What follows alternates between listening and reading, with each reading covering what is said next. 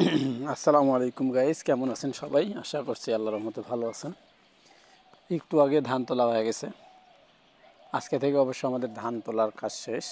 ধান আর নাই, মানে সেদ্ধ শুকানো বাকি নেই।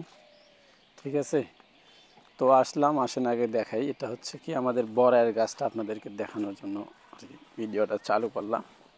প্রতি বাসে এবার গাছগুলো কেটে ফেলা হয়েছিল, এই গাছটা আর কি তুলে ফেলার পরিকল্পনা ছিল, কিন্তু তুলে ফেলা হয় নাই। এই গাছটাতে বড়াই নাই বললেই চলে, আছে খুব অল্প। ঠিক আছে, নাই বললে চলে। এই যে একটা দেখা যাইতেছে, আছে অল্প খুব, মানে ওর উপর আমরা রাগ করছিলাম, সেই জন্য ও আবার আমাদের উপর রাগ করছে। কিন্তু এই গাছে আছে মোটামুটি ভালোই। আমরা কোনো স্প্রে ওষুধ টষুধ কিছু দেই না, সেই জন্য যা আছে মোটামুটি আলহামদুলিল্লাহ খুব ভালো আছে। এই যে এগুলো আছে এগুলো, আর ওই গাছের থেকে আবার এই গাছে আরও বেশি ভালো আছে আলহামদুলিল্লাহ। আর এই গাছেরগুলো অনেক বড় বড়, এই যে দেখতে পাচ্ছেন। ঠিক আছে, এই গাছেরগুলো লম্বা জাতের এবং বড় জাতের। এই দেখেন কত বড় হয়েছে এখনও, কিন্তু এগুলো এখন খাওয়া যাবে না। আরও মিনিমাম 20 থেকে 25 দিন বা 1 মাসের মতো গেলে খাওয়া যাবে। ঠিক আছে, তো এগুলো হচ্ছে বিদেশি জাতের গাছ। প্রত্যেকবারে এগুলোর গাছের বড়াই খাওয়া হয়ে গেলে ওই ডালগুলো গাছের গোড়ায় কেটে দেওয়া হয়। যে গাছের গোড়াগুলো দেখলে বুঝতে পারবেন, দেখেন গাছের গোড়ায় কেটে দেওয়া হয়।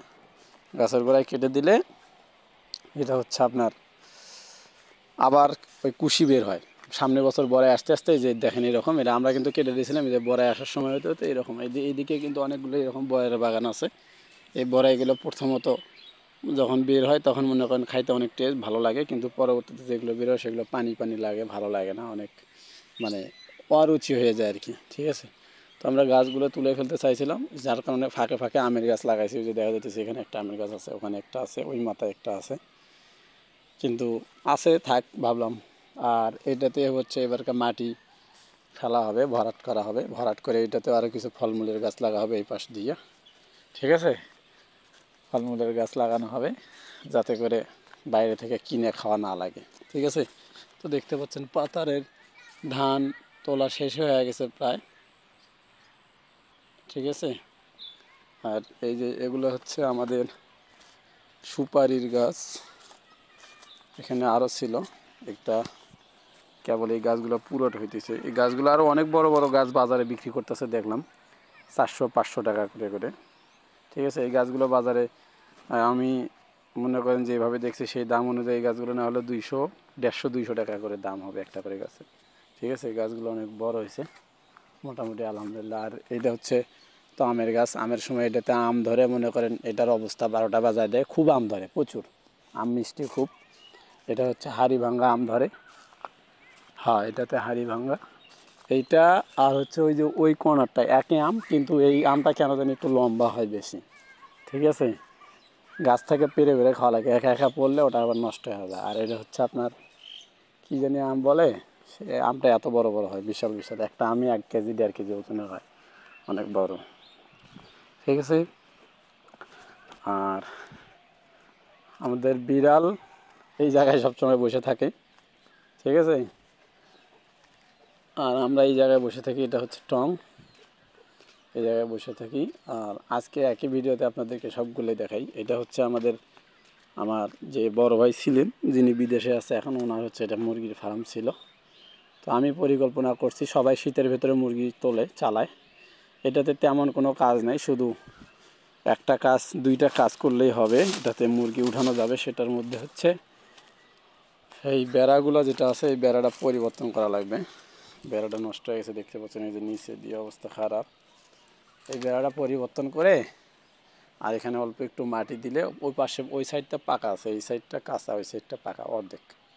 আর ওই পাশের অর্ধেকটা আবার পুরোই পাকা। এই পাশের শুধু অর্ধেকটা পাকা, অর্ধেকটা কাঁচা, আর ওই পাশের অর্ধেকটা পুরোটাই পাকা। তো চিন্তা ভাবনা করছি আমিও 2-1 বার শীতের মধ্যে উঠায় দেখবো, যদি আমি ভালো বেনিফিট পাই। ঠিক আছে, আমি আমার পরিকল্পনা অনুযায়ী, যেহেতু এখন ভুট্টা ফার্মেশন করে মুরগি পালন করে খুব লাভবান হচ্ছে সবাই, দেখে না আমি আগে থেকে পরিকল্পনা করছিলাম, কিন্তু এখন একটা ভালো প্রযুক্তির দেখা পাইছি। তাদের সাথে কথা বললাম, তারা বলতেছে আপনি আগান, আমরা আপনার সাথে আছি, সমস্যা নাই, কীভাবে হেল্প করা লাগবে আমরা করব।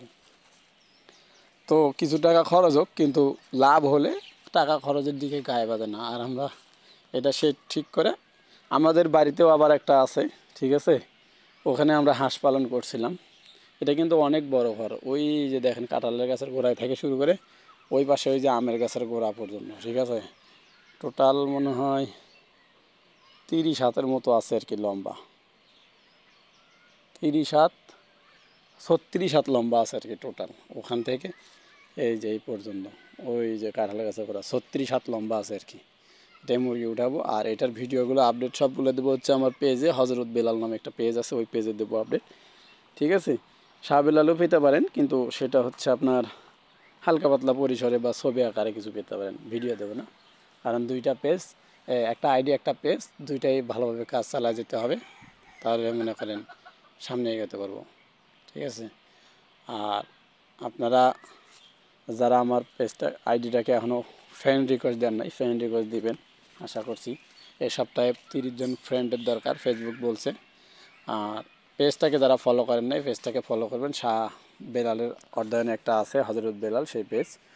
আর হচ্ছে আমার ইউটিউব চ্যানেলটা যারা এখনও সাবস্ক্রাইব করেন নাই, অবশ্যই চ্যানেলটা সাবস্ক্রাইব করবেন। আর সাবস্ক্রাইব করে থাকলে অবশ্যই আপনাকে ধন্যবাদ। এই দেখি কী নিয়ে আসছে ও এগুলো ইঁদুরের ছাল টাল কোথার থেকে নিয়ে আসে না নিয়ে আসে, নিয়ে আসে হচ্ছে দুষ্ট, একদম অসভ্য ইতর। ও কোথার থেকে কী কী নিয়ে আসে না নিয়ে আসে তার নাই ঠিক। ওই দেখেন ও কী খুঁজতেছে এখন, ঠিক আছে। ও কিন্তু খুব শয়তান। ওই দেখেন কী লাভটা মারছে, ওই দেখেন কী লাভ মারে, এই নেও, ওই দেখেন কী লাভ মারে। হ্যাঁ, ও এটা নোংরাটা খাইতে চাইতেছে আর কি, ওটা দিয়ে দিছি পুকুরে। পুকুরে মাছ আছে, মাগুর মাছ আছে, অনেকগুলোই আছে, ঠিক আছে।